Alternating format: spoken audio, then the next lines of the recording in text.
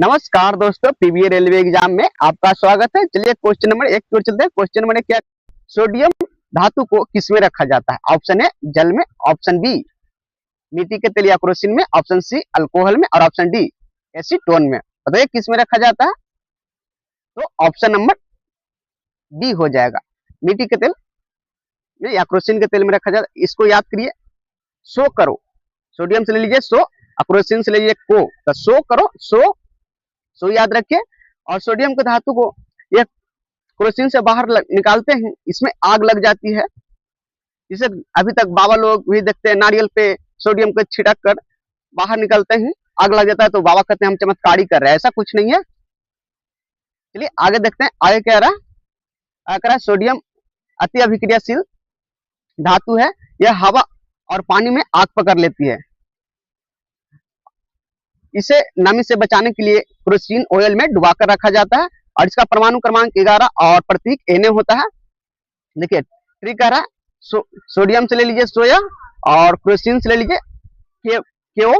इसे सुरक्षित बाहर आते ही ब्लास्ट हो जाता है। जब केरोसिन से बाहर निकालते हैं, हवा और पानी के संबंध में लाते हैं, तो ये ब्लास्ट हो जाता है। चलिए क्वेश्चन नंबर 2 की ओर चलते हैं। क्वेश्चन नंबर 2 क्या रहा, वाहनों को पीछे देखने के लिए, दृश्य देखने के लिए कौन सा दर्पण का उपयोग किया जाता है? ऑप्शन ए अवतल दर्पण का, ऑप्शन बी उत्तल दर्पण का, ऑप्शन सी समतल दर्पण का, ऑप्शन डी इनमें से कोई नहीं। बताइए कौन सा दर्पण का उपयोग करते हैं? क्वेश्चन नंबर 2 का, क्वेश्चन नंबर 2 का ऑप्शन नंबर बी हो जाएगा, उत्तल दर्पण। देखिए हम बता रहे हैं आपको, उत्तल दर्पण यानी वाहन को हम पीछे देखते हैं, उल्टा देखते हैं, बट दिखाता है सीधा और बड़ा प्रतिबिंब दिखाता है। पीछे यानी उल्टा देख रहे हैं, तो उत्तल दर्पण हो जाएगा दोस्तों।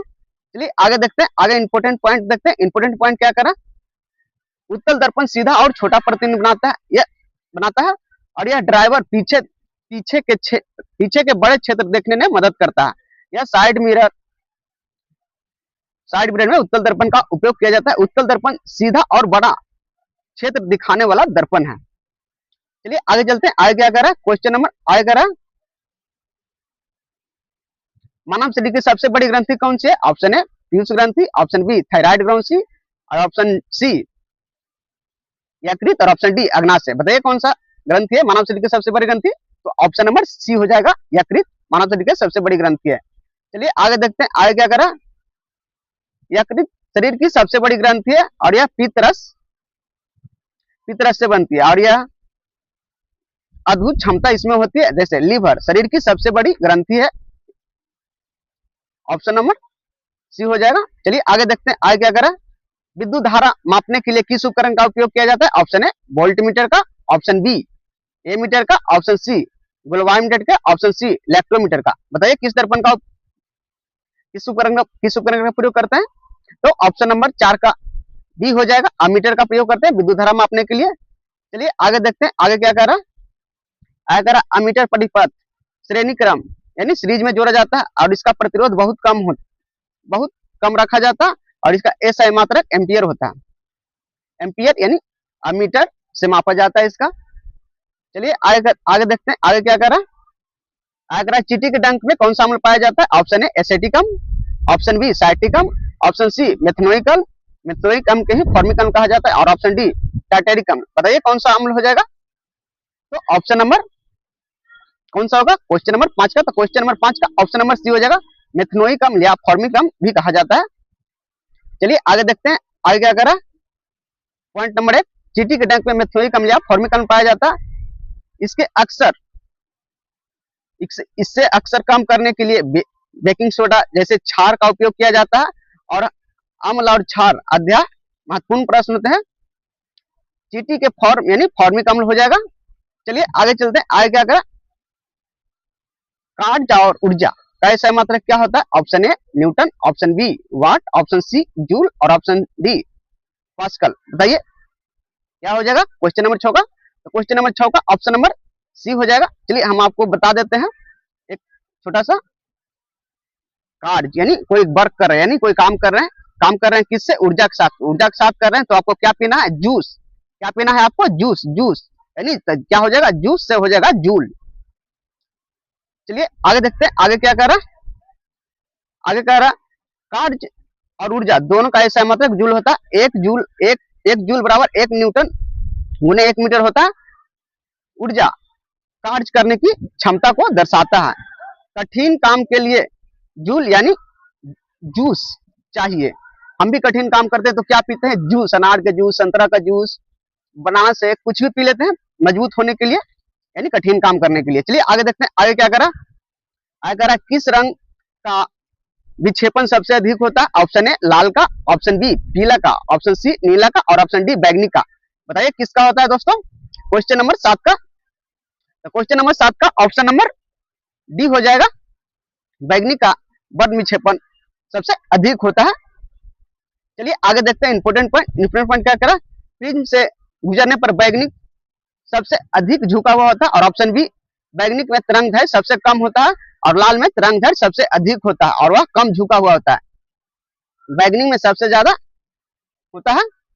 चलिए आगे देखते हैं, आगे क्या करा, आगे करा टमाटर में कौन सा प्राकृतिक रूप, टमाटर में कौन सा अम्ल प्राकृतिक रूप से पाया जाता है? ऑप्शन ए एसिटिकम, ऑप्शन बी ऑक्जिलिकम, ऑप्शन सी टाइटेरिकम और ऑप्शन डी साइट्रिकम। बताइए कौन सा अम्ल पाया जाता है क्वेश्चन नंबर 8 का? तो क्वेश्चन नंबर 8 का ऑप्शन नंबर बी हो जाएगा दोस्तों, ऑक्जिलिक अम्ल पाया जाता है टमाटर में।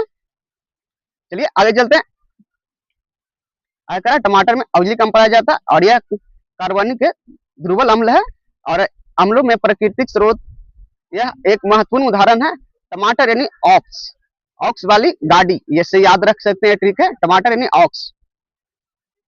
चलिए आगे देखते हैं, आगे क्या करा, कोशिका का बिजली घर यानी कोशिका का पावर हाउस किसे कहा जाता है? Option A ribosome, option B lysosome, option C mitochondria और ऑप्शन डी गोल्गी बॉडी। बताइए किसका उपयोग किया जाता है क्वेश्चन नंबर 9 का? तो क्वेश्चन नंबर 9 का ऑप्शन नंबर कौन सा होगा? क्वेश्चन नंबर 9 का ऑप्शन नंबर सी हो जाएगा, माइटोकॉन्ड्रिया, कोशिका का पावर हाउस या कोशिका का बिजली घर भी कहा जाता है इसे। चलिए आगे देखते हैं, आगे क्या करा, इंपोर्टेंट पॉइंट में देखते हैं। माइटोकॉन्ड्रिया एटीपी के रूप में बनता है और एटीपी ऊर्जा यानी इसको ऊर्जा का मुद्रा भी कहा जाता है और माइटोकॉन्ड्रिया में अपना डीएनए भी होता है, इसीलिए इसको कोशिका का पावर हाउस यानी बिजली घर भी बोला जाता है। चलिए आगे चलते हैं, आगे क्या करा, आगे करा ध्वनि की चाल सबसे अधिक किस माध्यम में होती है? ऑप्शन ए ठोस में, ऑप्शन बी द्रव में और ऑप्शन सी गैस में और ऑप्शन डी निर्वात में। बताइए किस माध्यम में होती है ध्वनि की चाल सबसे अधिक? तो क्वेश्चन नंबर 10 का ऑप्शन नंबर ए हो जाएगा, ठोस में सबसे अधिक होती है। चलिए आगे देखते हैं, इंपोर्टेंट पॉइंट 3 है। इंपोर्टेंट पॉइंट में क्या करा, ध्वनि में चलने के लिए माध्यम चाहिए और पॉइंट नंबर 2, ठोस के कण के पास होने वाली ध्वनि सबसे तेजी से चलती है और ऑप्शन पॉइंट नंबर 3, ध्वनि निर्वात में ध्वनि नहीं चल सकता, तो सबसे ठोस सबसे टाइट होता है, इसका आवाज फट जाता है, इसीलिए ठोस टाइट होता है तो आवाज इसका फटा हुआ सुनाई देता है। चलिए आगे चलते हैं, आगे क्या कह रहा, क्वेश्चन नंबर 11 की ओर चलते हैं। कह रहा है शुद्ध जल का पीएच मान कितना होता है? Option A 6, option B 7, option C 8 और ऑप्शन डी 0। जल यानी हफ्ता में कितना दिन होते हैं? हफ्ता में 7 दिन होते हैं और हफ्ता में 7 के 7 दिन आप क्या पीते हैं? तो हफ्ता में 7 के 7 एक ही चीज पी के रह सकते हैं, खाना तो अलग अलग खा सकते हैं बट पानी आप रेगुलर 7 के 7 दिन पीजिएगा, तो इसलिए जल का पीएच मान कितना हो जाएगा? तो जल का पीएच मान 7 हो जाएगा। हफ्ता में 7 के 7 दिन पानी पीते हैं, खाना बदल सकता है बट पानी नहीं बदल सकता। चलिए आगे देखते हैं, आगे क्या करा, इंपोर्टेंट पॉइंट करा, ये 7 उदासीन होता है इसका विलयन और 7 से कम अम्लीय होता है और 7 से अधिक क्षारीय हो जाता है। अशुद्ध जल का पीएच मान 7 होता है और हफ्ता में 7 दिन होते हैं और 7 का 7 दिन आप पानी पीते हैं। खाना तो बदल के खा सकते हैं, मॉर्निंग में कुछ खा लिए, शाम में कुछ खा लिए, बट पानी तो ऑल टाइम पीते हैं, सप्ताह के 7 दिन। इसे याद रखिएगा, इससे आप कंफ्यूज मत होना ही होइएगा। चलिए आगे चलते हैं, आगे क्या करा, पत्तियों का हरा रंग किसके कारण होता है? ऑप्शन ए हीमोग्लोबिन के कारण, ऑप्शन बी क्लोरोफिन यानी बर्नहाली के कारण, ऑप्शन सी प्रोटीन के कारण, ऑप्शन डी लाइकोपिन के कारण। बताइए कौन सा हो जाएगा? पत्तियों का रंग, पेड़ पौधों का पत्तियों का रंग हरा किसके कारण होता है? तो ऑप्शन नंबर बी हो जाएगा, क्लोरोफिल यानी बर्नहाली के कारण हो जाएगा। चलिए इंपोर्टेंट पॉइंट देखते हैं, इंपोर्टेंट पॉइंट क्या करा, इंपोर्टेंट पॉइंट कह रहा है दोस्तों, क्लोरोफिल यानी सूर्य से प्रकाश को अवशोषित करता है और पॉइंट नंबर 2 क्लोरोफिन यानी केंद्र में मैग्नीशियम होता है और पॉइंट नंबर 3 यह पौधों को क्लोरोप्लास्ट में पाया जाता है। इसको ट्रिक है, हरी घास में क्लोरोफिल याद रखता है, याद रखिए ऐसे। चलिए आगे देखते हैं, आगे क्या करा। आगे जंग लगने पर किस प्रकार की अभिक्रिया है? ऑप्शन ए केवल भौतिक परिवर्तन होता है, ऑप्शन बी रासायनिक और ऑक्सीकरण परिवर्तन होता है, और ऑप्शन सी अपचयन अभिक्रिया होता है, और ऑप्शन डी इनमें से कोई नहीं होता है। बताइए कौन सा होगा दोस्तों क्वेश्चन नंबर 13 का। तो क्वेश्चन नंबर 13 का ऑप्शन नंबर बी हो जाएगा, रासायनिक और ऑक्सीकरण परिवर्तन होता है, जिसके कारण लोहा में जंग लगने पर इसका अभिक्रिया हो जाता है। चलिए इंपोर्टेंट पॉइंट देखते हैं। इंपोर्टेंट पॉइंट क्या कर रहा है? लोहे में जंग लगना यानी नमी और ऑक्सीजन के संपर्क में आते ही लोहे में जंग लग जाता है। जंग लगना एक रासायनिक और ऑक्सीकरण परिवर्तन है। जंग लगने का समान सूत्र होता है Fe2O3x हो जाएगा इसका मान, रासायनिक सूत्र।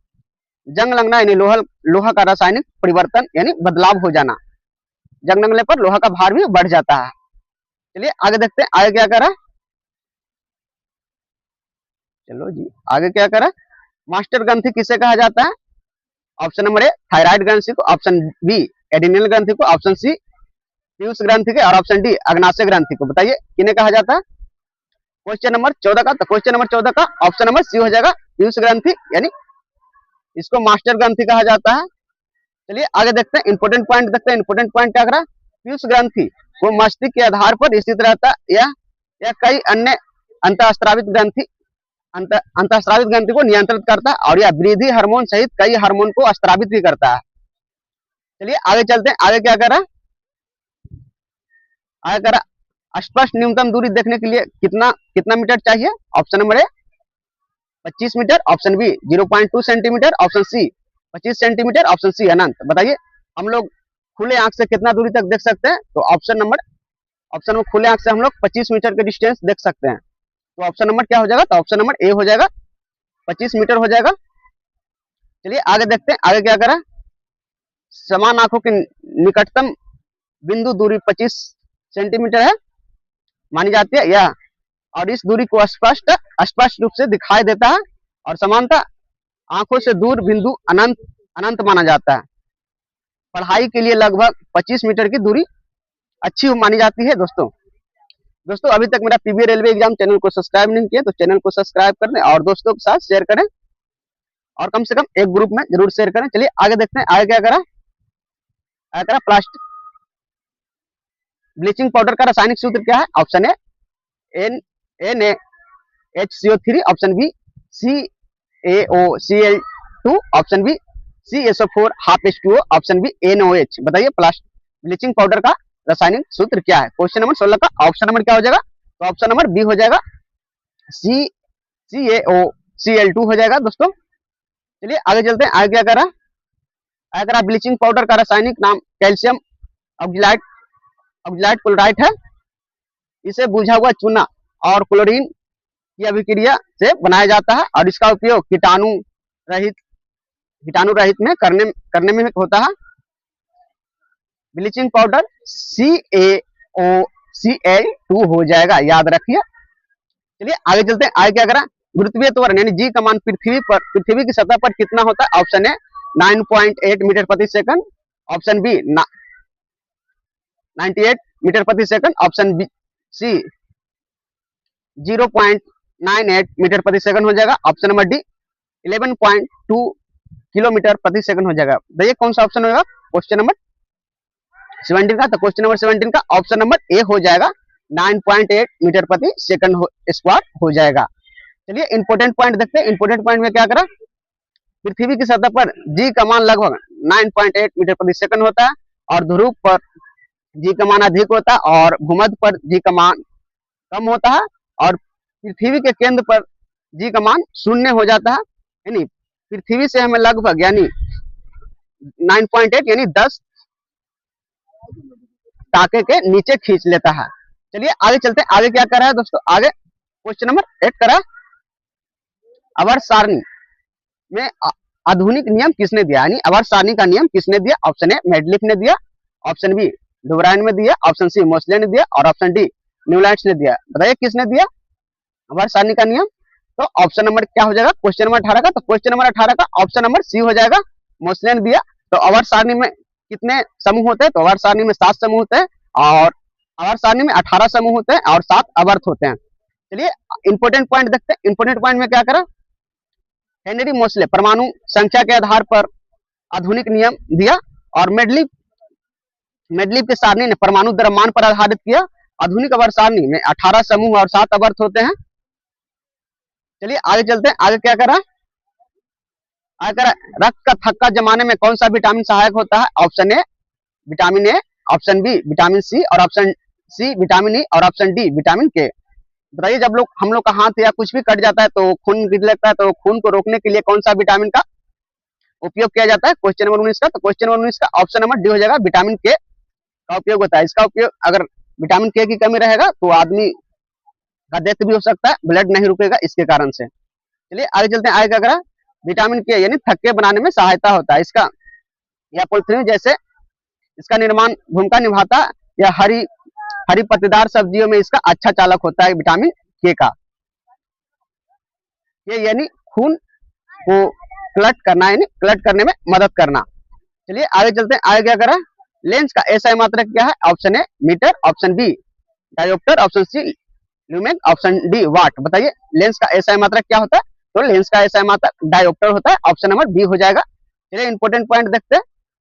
इसका सूत्र भी होता है, देखिए इधर लिखा हुआ है, P बराबर 1/F हो जाएगा। एफ यानी आवृत्ति हो जाएगा। चलिए आगे चलते हैं। आगे क्या करा, लेंस का क्षमता होता है P बराबर 1/F, जहां F को मीटर से सूचित करते हैं। उत्तल लेंस की क्षमता धनात्मक और अवतल लेंस की क्षमता ऋणात्मक होती है और इसका मात्रक डायोप्टर होता है। चश्मे की शक्ति को यानी किससे मापा जाता है? तो डायोप्टर से मापा जाता है।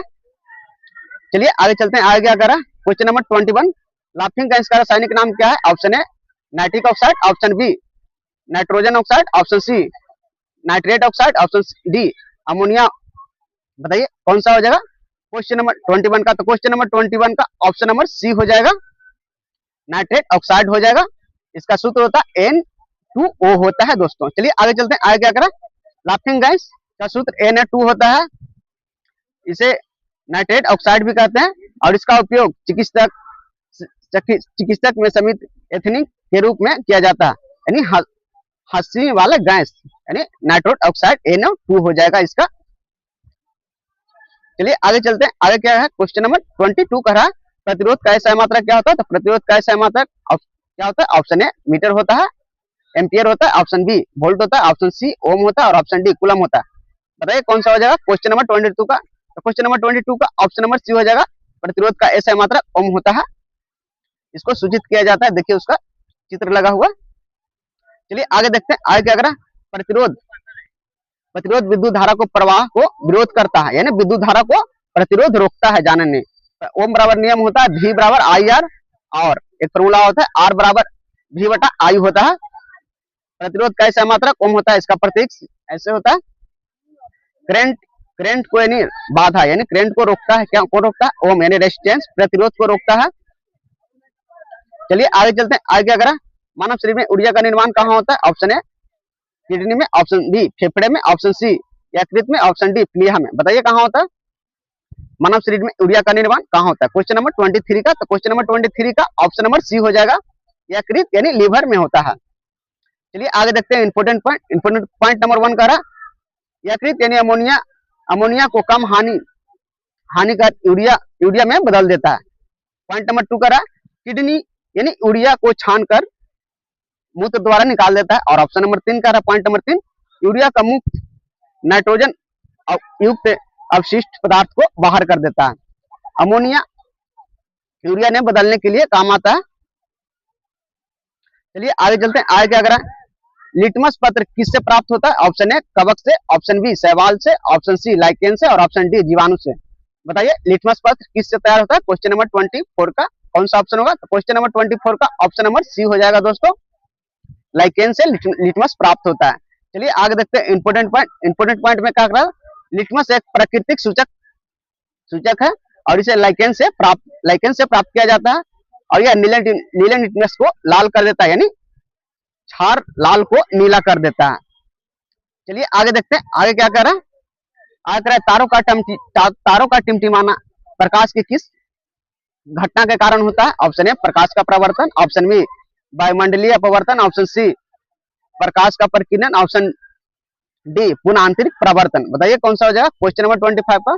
क्वेश्चन नंबर 25 का ऑप्शन नंबर बी हो जाएगा, वायुमंडलीय अपवर्तन हो जाएगा। चलिए आगे देखते हैं, आगे क्या कह रहा है। वायुमंडल विभिन्न परतों पर तापमान और घनत्व में बदलते रहता है, और इसे तारों का प्रकाश बार बार अपवर्तित होता है, इसी कारण तारा टिमटिमाते हुए दिखाई देता है, तारे का रास्ता बदल जाता है। चलिए आगे देखते हैं, आगे क्या कर रहा है। आगे कह रहा है आत्महत्या की थैली किसे कहा जाता है, यानी सुसाइड बैग किसे कहा जाता है? तो suicide bag option number A ribosome, option B Golgi काई, ऑप्शन सी लाइसोसोम और ऑप्शन डी बैकवॉल। बताइए कौन सा हो जाएगा क्वेश्चन नंबर 26 का? तो क्वेश्चन नंबर 26 का ऑप्शन नंबर सी हो जाएगा, लाइसोसोम आत्महत्या का यानी सुसाइड बैग इसे कहा जाता है। चलिए आगे चलते हैं, आगे क्या कह रहा है। Question number 27 point, important point की ओर चलते हैं। इंपोर्टेंट पॉइंट, लाइसोसोम एक पाचक एंजाइम है, और यह कोशिका को क्षतिग्रस्त होने पर एंजाइम कोशिका को पचा सकता है, इसे सुसाइड बैग भी कहा जाता है। लाइसोसोम फटता है तो सेल को नशा हो जाता है, नस। चलिए आगे चलते हैं, आगे क्या कर रहा है। आगे कर रहा है बायोगैस या गोबर गैस का मुख्य घटक क्या है? Option A ethane, option B propane, option C butane और ऑप्शन डी मीथेन। बताइए कौन सा होगा क्वेश्चन नंबर 27 का? तो क्वेश्चन नंबर 27 का ऑप्शन नंबर डी हो जाएगा, मीथेन। मीथेन का सूत्र होता है CH4। चलिए आगे देखते हैं, आगे क्या करा। बायोगैस मुक्त मीथेन में होती है, और यह मीथेन एक ज्वालाशील गैस और इसे ईंधन के रूप में प्रयोग किया जाता है। मीथेन में इसे दलदली गैस भी कहा जाता है। गोबर से यानी मिट्टी से मीथेन, ऐसे याद कर सकते हैं इसको। चलिए आगे चलते हैं क्वेश्चन नंबर 28 के पास। विकट दृष्टि दूर करने के लिए किस लेंस का उपयोग किया जाता है? ऑप्शन ए उत्तल लेंस, ऑप्शन बी अवतल लेंस, ऑप्शन सी बेलनाकार लेंस, ऑप्शन डी द्विफोकस लेंस। बताइए कौन सा लेंस का उपयोग करते हैं क्वेश्चन नंबर 28 का? तो क्वेश्चन नंबर 28 का क्या होगा ऑप्शन? तो क्वेश्चन नंबर 28 का ऑप्शन नंबर बी हो जाएगा, अवतल लेंस का प्रयोग करते हैं। चलिए आगे देखते हैं इंपोर्टेंट पॉइंट इसका है बायोगैस। बायोगैस से मुख्य रूप से मीथेन होती है। ये तो हो गया, इसका आगे चल रहा है ना। चलिए आगे करते हैं, ये इसका अवतल लेंस हो जाएगा ऑप्शन नंबर बी। चलिए इंपोर्टेंट पॉइंट देखते हैं। इंपोर्टेंट पॉइंट में क्या है, मायोपिया के पास वस्तुओं को साफ और दूर की धुंधली दिखती है। प्रतिबिंब रेटिना के आगे बनता है। अवतल लेंस की किरणों को फैलाकर या फोकस दूरी रेटिना पर ला देता है और निकट। चलिए आगे देखते हैं, आगे क्या करा। आगे करा प्लास्टर ऑफ पेरिस का रासायनिक सूत्र क्या है? ऑप्शन ए CSO4 2H2O हो जाएगा, option B CSO4 half H2O हो जाएगा, option number C CSO4 5H2O हो जाएगा, ऑप्शन नंबर डी कह रहा है N2CO3 10H2O हो जाएगा। बताइए कौन सा ऑप्शन हो जाएगा क्वेश्चन नंबर 29 का? तो क्वेश्चन नंबर 29 का ऑप्शन नंबर बी हो जाएगा, CSO4 हाफ H2O हो जाएगा।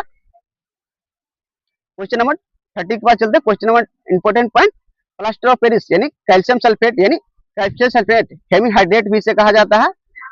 यह जिप्सम का नियंत्रित यानी ताप को गर्म करने बनाए रखता है। ये अरे मूर्ति और प्लास्टर बनाने में इसका उपयोग किया जाता है। जैसे हाथ टूट जाता है तो उसका प्लास्टर करने के लिए इसका प्रयोग किया जाता है। कैल्शियम सल्फेट हेमीहाइड्रेट का उपयोग किया जाता है। चलिए आगे चलते हैं, आगे क्या करें।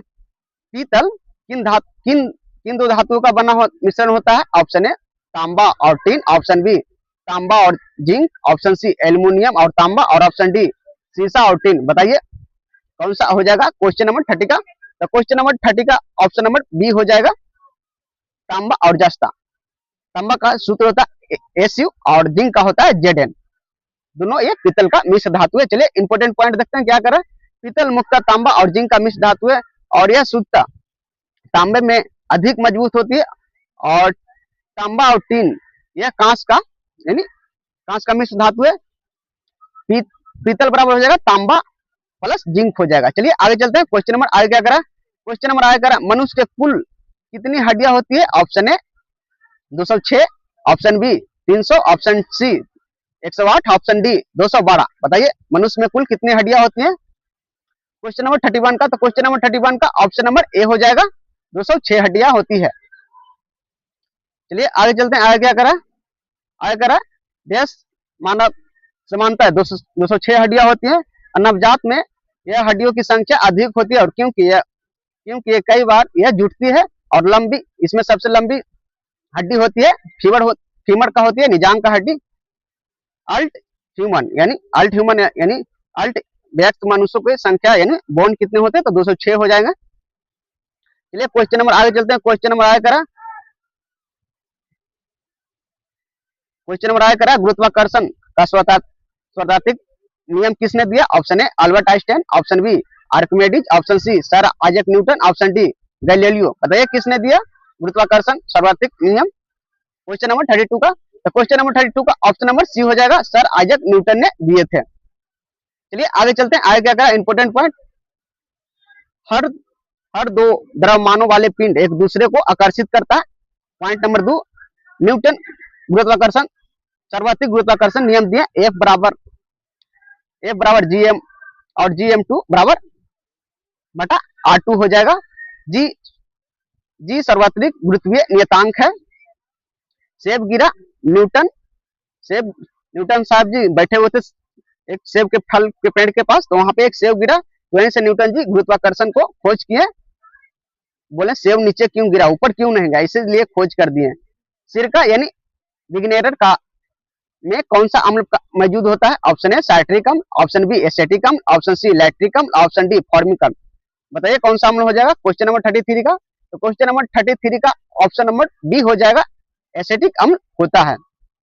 चलिए आगे चलते हैं, आगे क्या करा, आगे सिरका एसेटिक अम्ल का जलीय घोल होता है। एसेटिक अम्ल को एथेनोइक अम्ल भी कहा जाता है, और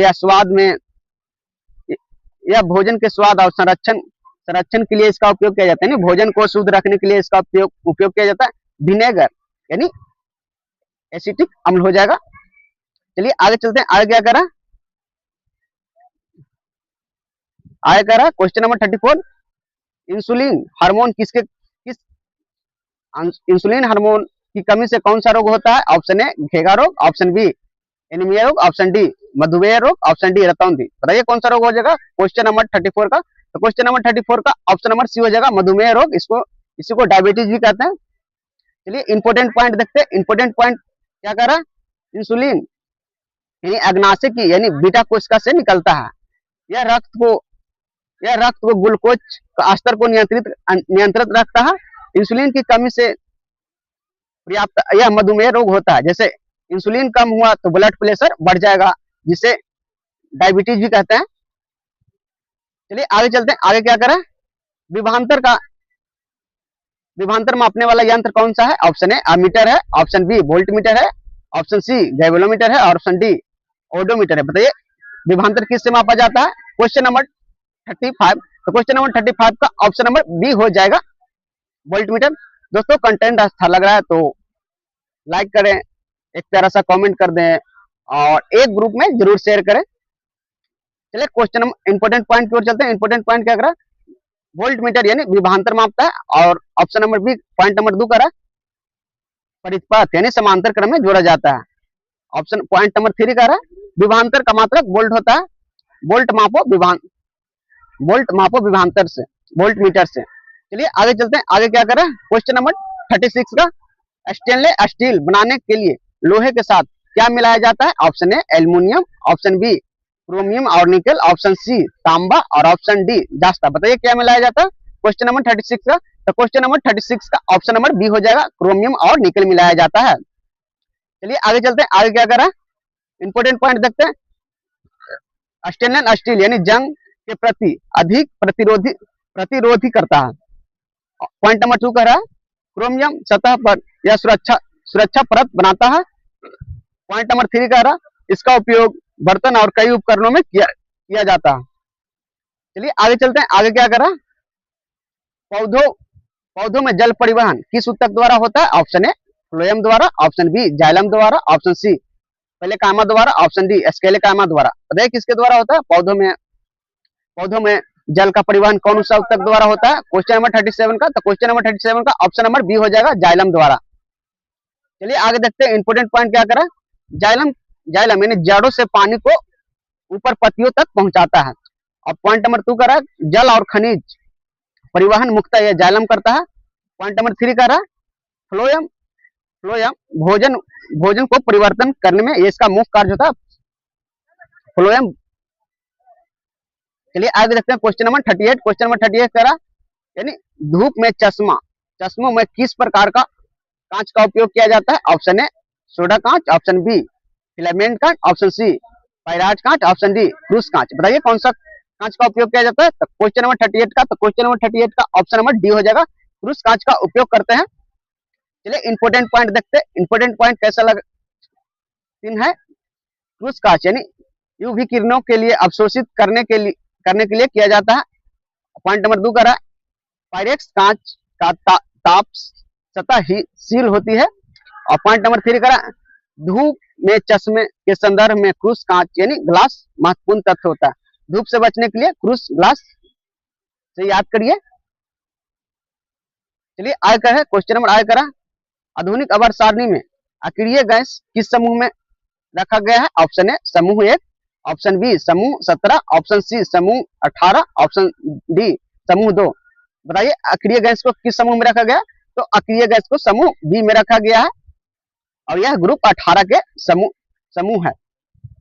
चलिए आगे इंपोर्टेंट पॉइंट देखते हैं। अक्रिय गैस यानी आधुनिक आवर्त सारणी में समूह 18 होते हैं और इस हीलियम, नियॉन और आर्गन इसके उदाहरण है और इनका बाहरी इलेक्ट्रॉन शेल पूर्ण होते हैं।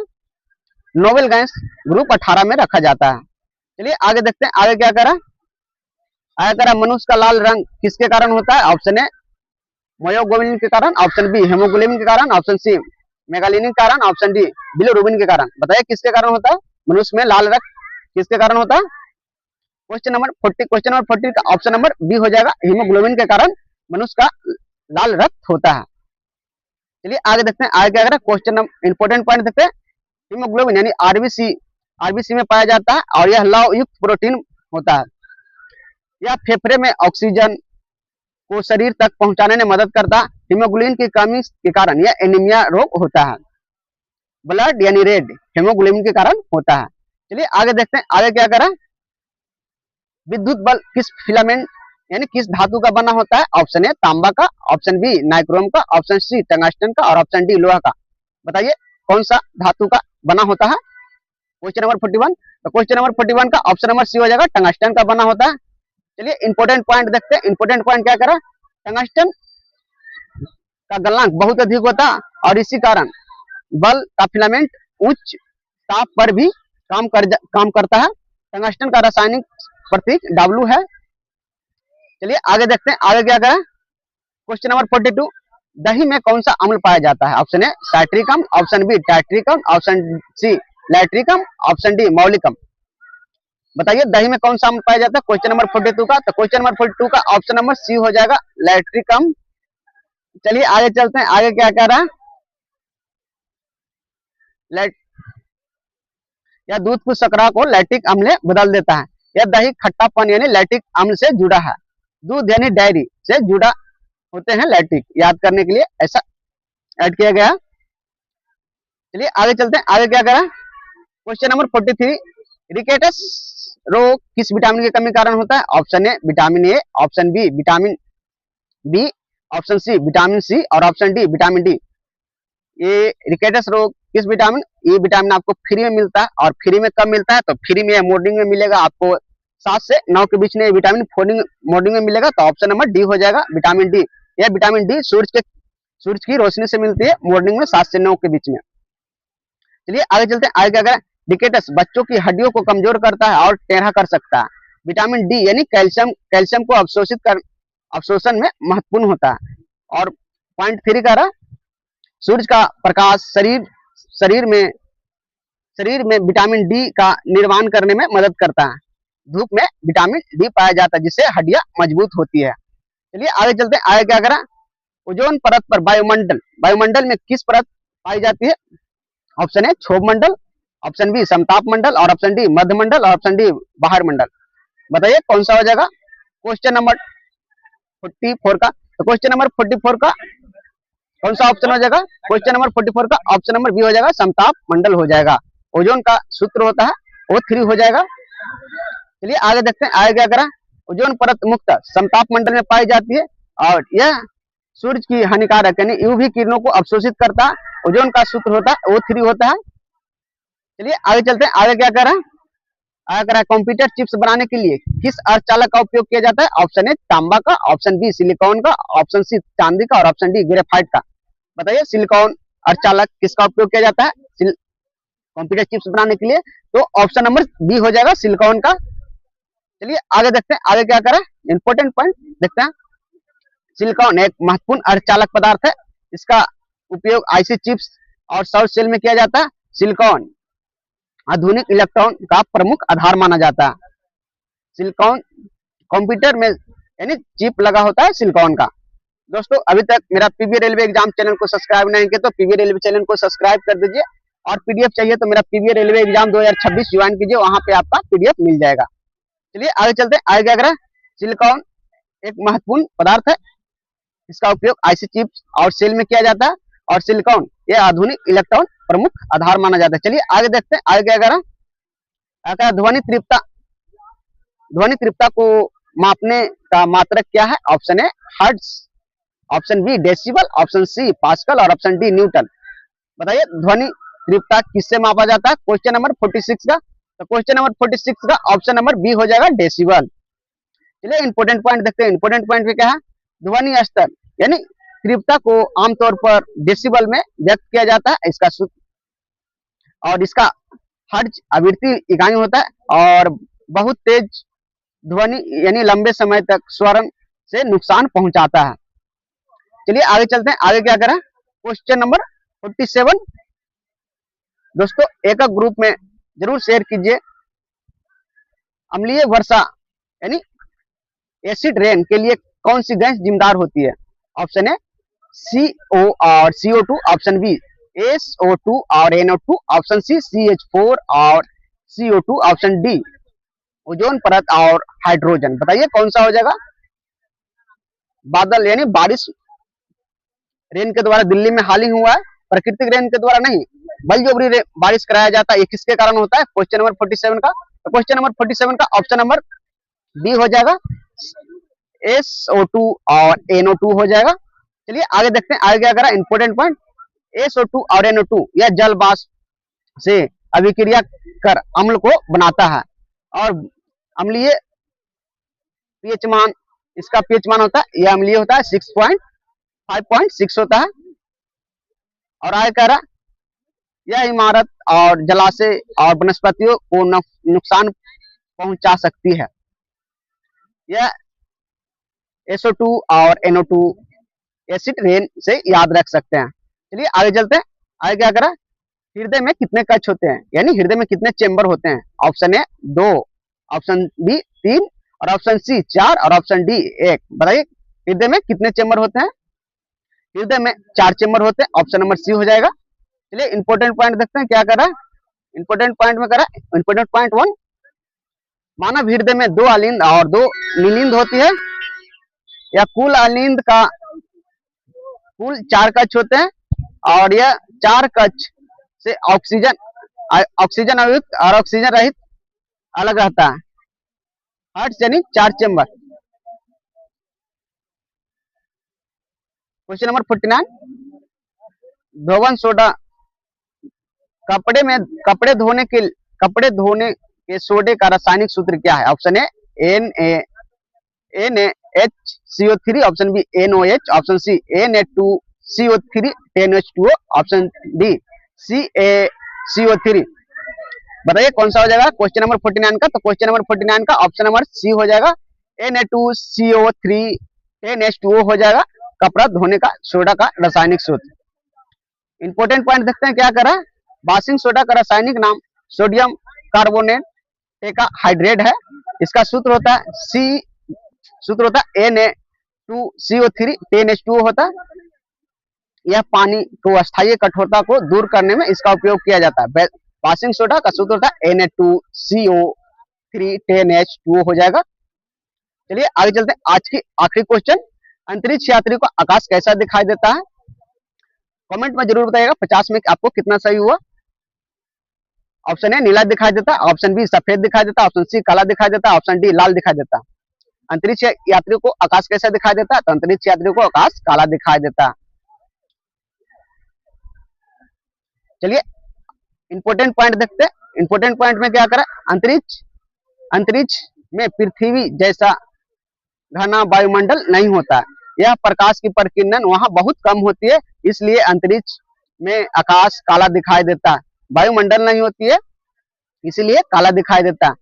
थैंक यू दोस्तों, मिलते हैं नेक्स्ट टॉपिक में। Thank you very much.